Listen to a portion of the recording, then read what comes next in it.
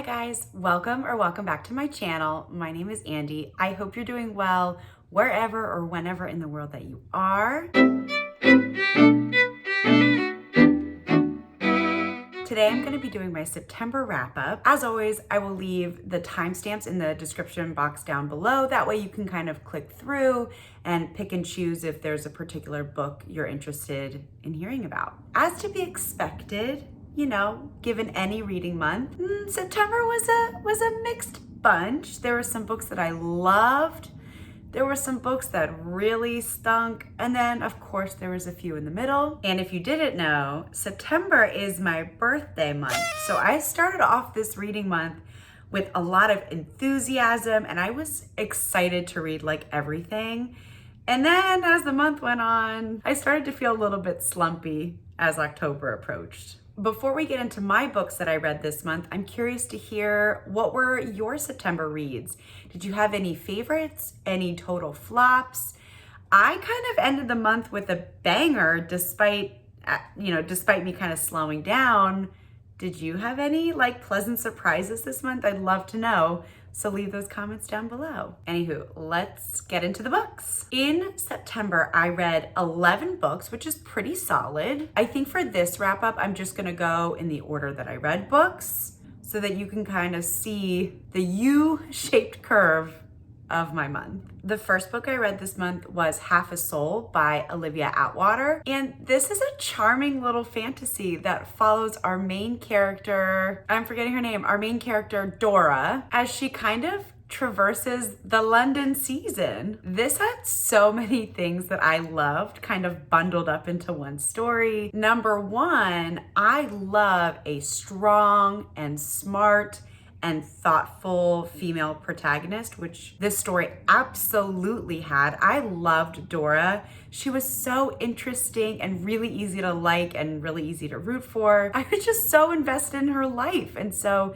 she was an excellent main character. She kind of gave off spinster energy, which I love. Two, the combination of Regency vibes and fantasy and like the magical was perfection to me. Those are like two of my favorite themes or settings or like kind of books. And so I had such a good time with this little combination. I also thought that the kind of slow burn friends to lovers between Dora and whatever his name was wonderful. It was really well paced, even though this book has a shorter page count. I also loved that the heroine in this story and the love interest were both kind of grumpy, but they were like perfectly compatible together. Their grumpiness really complemented each other. Overall, this is a really entertaining and fast-paced fantasy romance, although it does lean a little YA because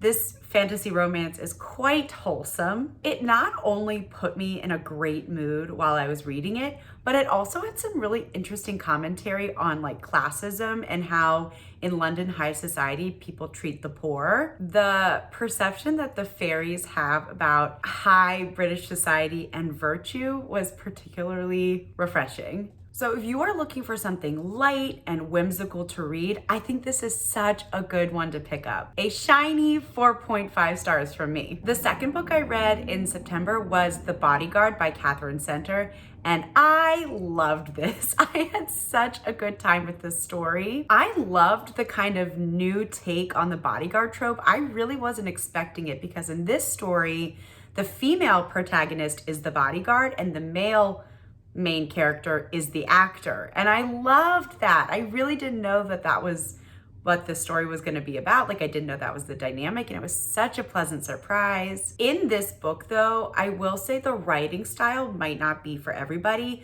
Quite often the author kind of breaks the fourth wall and like the author / the characters are speaking directly to us as the readers. And I didn't mind it at all, but I could see how it might irritate some people. This book also has some of my favorite romance tropes like fake dating, check. Forced proximity, check. There's only one bed, check.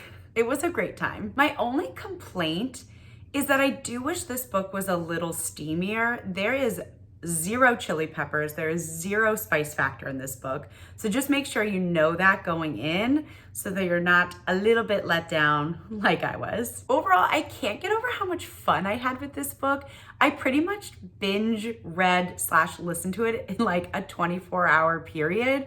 I was addicted. I could not stop, and I loved every second I was listening to this book. This book is definitely a little cheesy, but if you are looking for something sweet and romantic and fun and light, then I think this is another great one to pick up. This was a rom-com-tastic 4.5 stars for me. The next book that I read in September was Vicious by V.E. Schwab, and this is the first book in, I think it's a duology, but it might be a trilogy now. Part of me feels like there is a third book coming out, but I don't know when. And this series follows these two friends or people that meet in college, Victor and Eli, as they kind of obsess over these extraordinary people who remind me very much of X-Men. Like, that comparison that I've seen is spot on. And it's kind of just about how their ambition and their jealousy forms this rivalry between them, and they become arch nemesis. And at the beginning, they're friends, but they feel more like frenemies to me, if I'm being honest. I loved the morally gray characters, the play on good versus evil. I thought the world building was so good. The pacing was really well done. Everything was super compelling. It was addicting. I could not stop reading. I had to know what happened next. I loved so much about this first book. Victor, I love Victor. I really did. I feel like he gave me, grumpy, prickly bad guy on the outside, but cinnamon roll sweetheart on the inside kind of vibes. He was really likable. And Eli, on the other hand, I did not like Eli. I don't typically love the character, like, archetype of the religious zealot. It feels like too simple a storyline for a villain, and like, Eli was fine. It was fine. Even though I didn't love Eli or his character or his backstory or like anything to do with the Eli chapters, I loved the dynamic between the two of them. I thought it was so interesting and really well crafted. I also adored some of the side characters, and I think the fact that they also had really unique plot lines or arcs made this story even better. This book is definitely very atmospheric, and I do think is the perfect fall kind of read. So if you haven't read it, I think October, November, this is the perfect time to read this duology or trilogy or whatever the series is going to be. I'm really, really excited to see and curious to see what shenanigans Victor and Eli get up to in the next book, Vengeful. So I'll probably pick that up pretty soon. This was also a solid 4.5 stars. Next, This Birthday Girl, Red Birthday Girl by Penelope Douglas. This was my first Penelope Douglas book, so I don't know much about her, and I didn't really know if I was gonna like her writing or her kinds of books. All I really know is that she's known for writing kind of forbidden romances and taboo romances.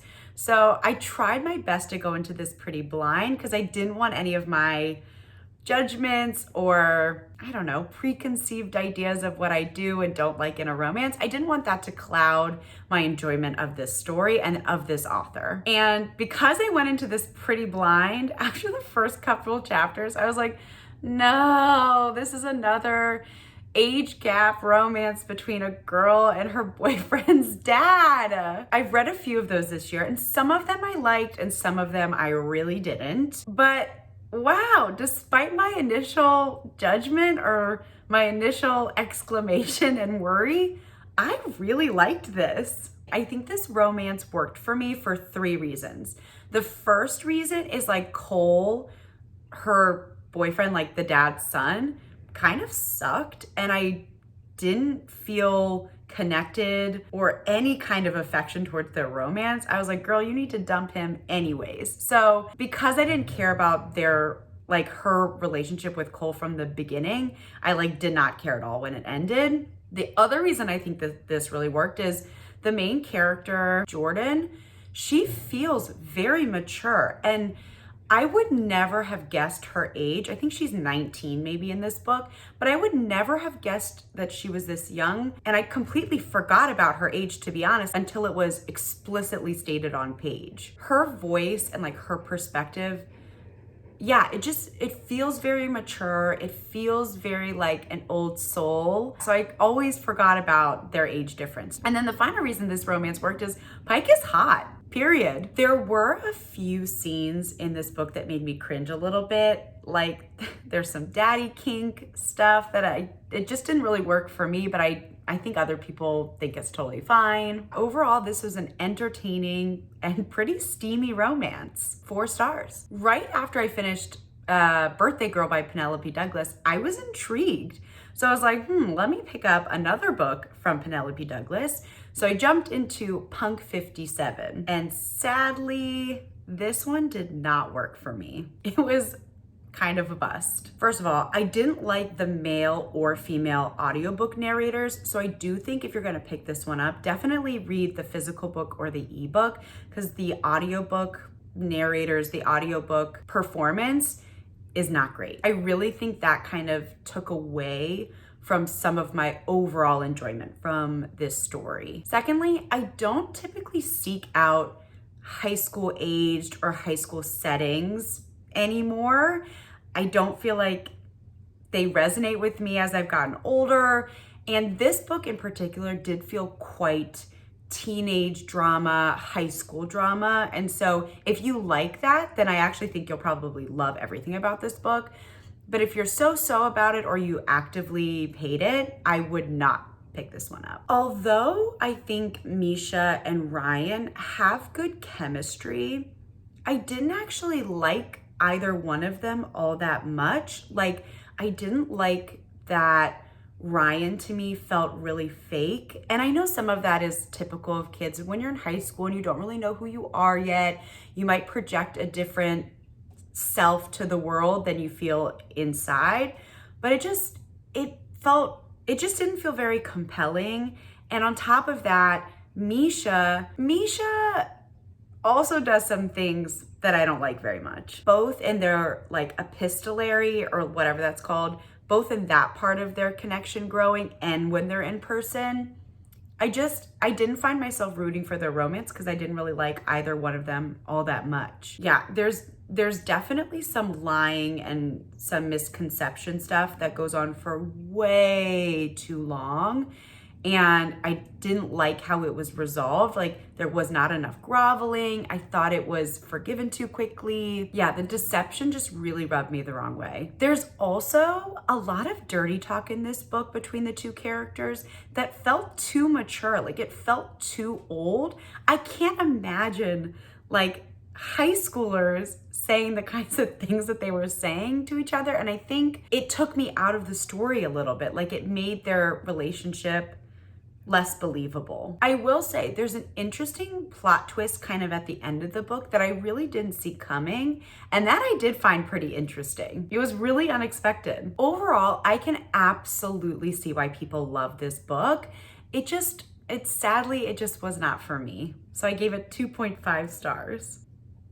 The next book that I read was The Blacksmith Queen by G.A. Aiken, I think. And wow, this is a real pleasant surprise. I mentioned this book in a reading vlog that I did last month. And yeah, it was just one of the many books I have on this list of backlisted fantasy romances that I casually eventually want to get to. And it happened to be available on my Hoopla. And so I was like, sure, why not? Let's pick it up. And I really enjoyed it. I thought the world building and the character dynamics were so well done. I had such a fun time learning about all the different like fantasy creatures and races. Like, there was everything from demons and wolves and elves and dwarves and dragons, and like the list goes on and on and on. I didn't love the writing style. I think I mentioned it in that vlog, and I did have some issues with the pacing. Like, I did feel like some of the like conflict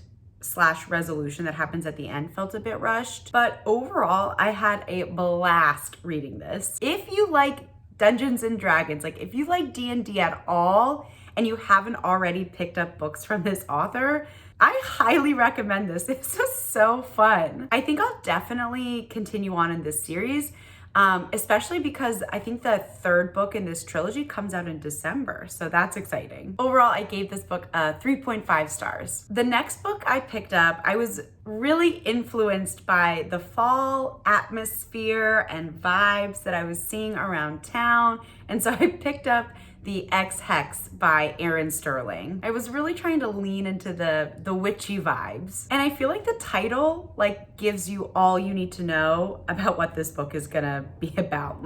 Is it a spoiler? No, it's not a spoiler. It's just that's the premise. A girl accidentally on purpose curses her ex-boyfriend. And when they reunite, I don't know, 9 or 10 years later, they have to work together to break this curse and save the town. I absolutely understand the comparisons to Halloween Town and Sabrina and Bewitched. Those are all very on brand. If you are gonna pick this one up, I again would not listen to the audiobook.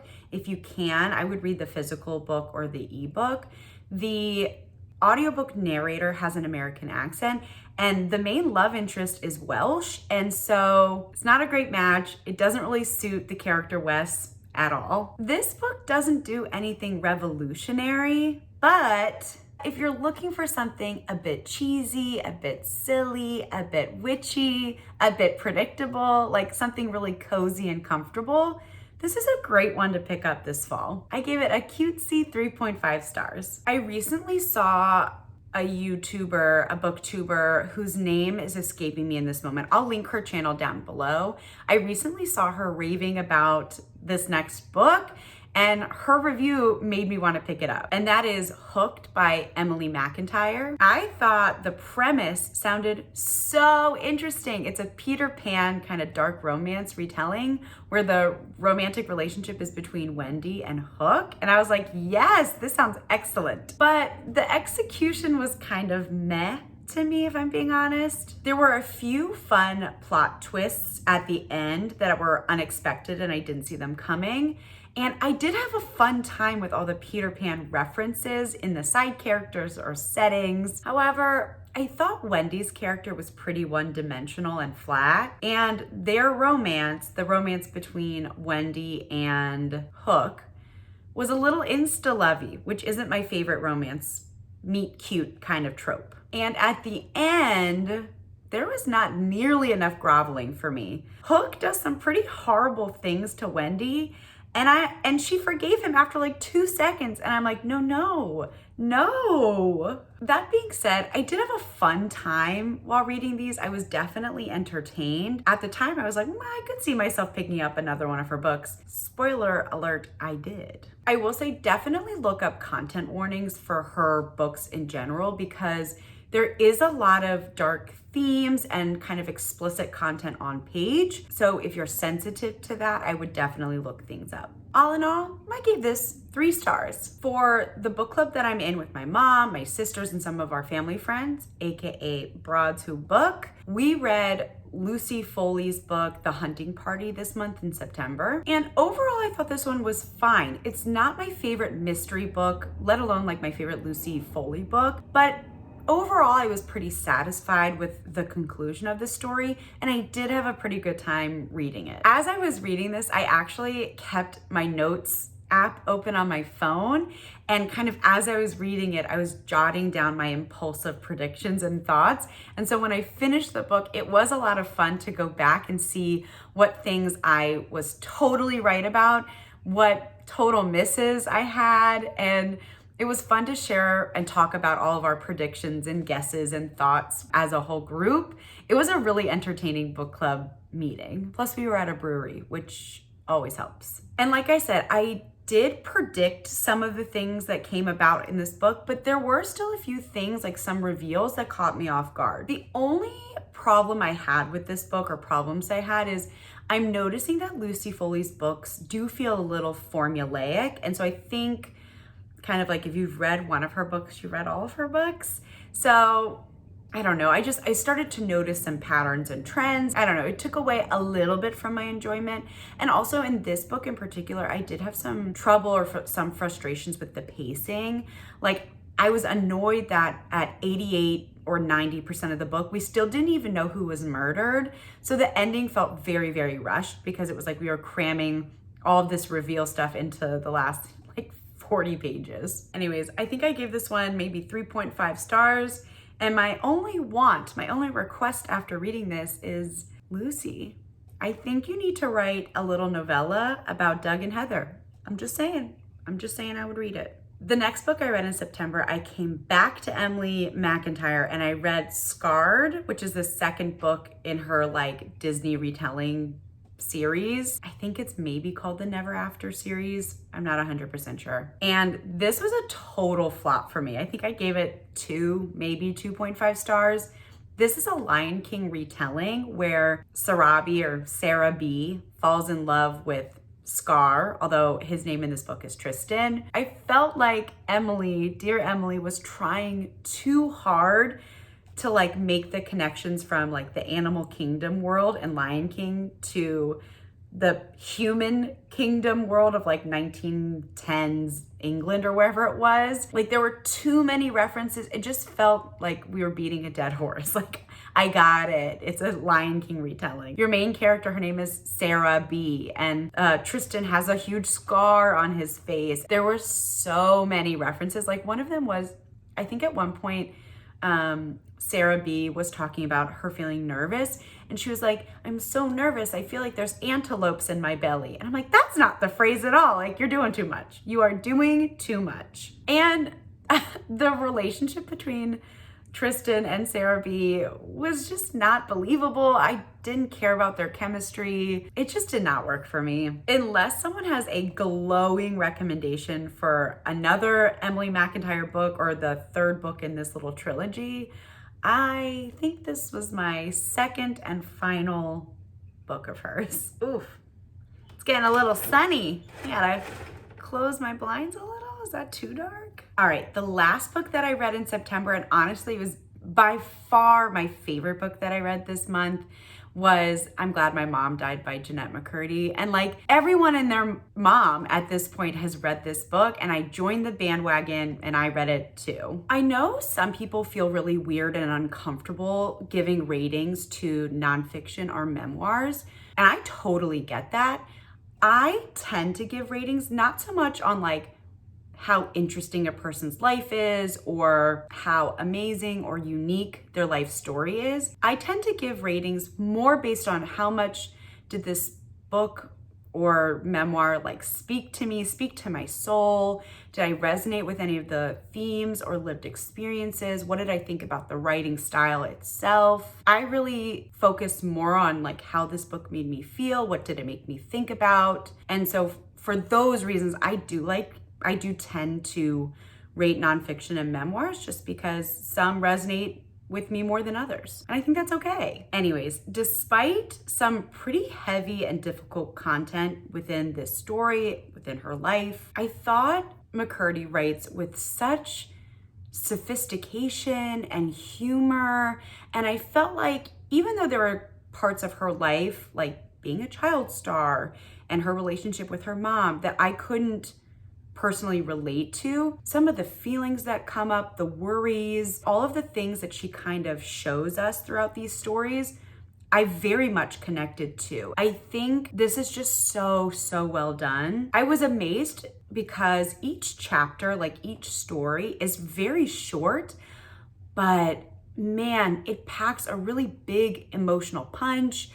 Each little tiny story felt loud and like it was saying a lot. And I felt like little quotes, like little one-liners or little exchanges between Jennette and people in her lives, those like little moments I think really captured the dynamic of their relationships or the situation so well. And I'm just really impressed with her storytelling. Like there was this one quote, I can't even remember the full context of the story, but basically her mom, I think it's around an audition that Jennette is like waiting to hear back for. And her mom says something to the effect of, Heavenly Father, grant me patience, but make it quick.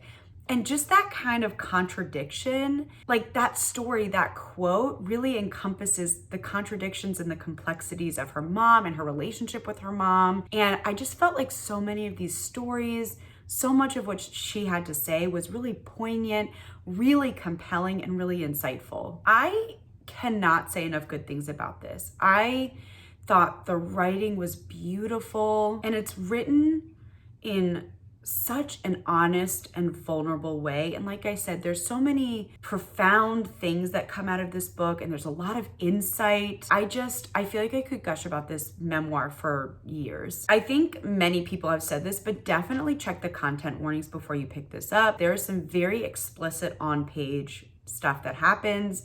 I think if you have a past or current struggles with disordered eating, this might be a hard book to go through. So yeah, I think definitely look up the content warnings, because yeah, there's some hard stuff in those pages. If you are in the right headspace though, I highly recommend this book. It was so good. I can just feel that it's a book that I'm gonna think about a lot as my life moves forward. I just think it's really gonna stick with me. And especially too, because I did watch iCarly. So I do have some reference of her as the character Sam, and just the difference between, you know, make-believe in real life and characters people play on TV and in movies and like their real lives. Oh, this was so good. It's really hard to read. The audiobook is excellent. Jennette is the narrator, and I think that elevated my reading experience so much because you can really hear the emotion in some of the scenes. Yeah, it's really gonna stick with me. 5 stars. I feel like I'm getting emotional talking about it. It was so good. Alrighty, that was September. Overall, like I said, it was kind of a U-shaped month. I started off with some excellent reads, and then I kind of dipped to some mediocre and then some bad reads. And then I finished with an absolute home run with the Jennette McCurdy memoir. I am feeling a little slumpy. Even though I read some really good books this month, I can feel a reading slump maybe coming on. I don't know. So if you have any book recommendations, or if you had any absolute favorite reads from September, leave those comments down below, because yeah, I want to do anything and everything to avoid a reading slump. So I will accept only excellent book recommendations in the comment section. If you want to like and subscribe, hang out with us whenever I post videos, that would be great. If you're just passing through, that's fine too. Thank you all for being here with me, for watching these videos. If you made it to the end, I don't know, you know what? Leave a little leaf emoji, because the season is changing. Fall is upon us. I feel like that signifies that transition really nicely. All right, that's all I got for you today. I'll see you in the next one. Bye.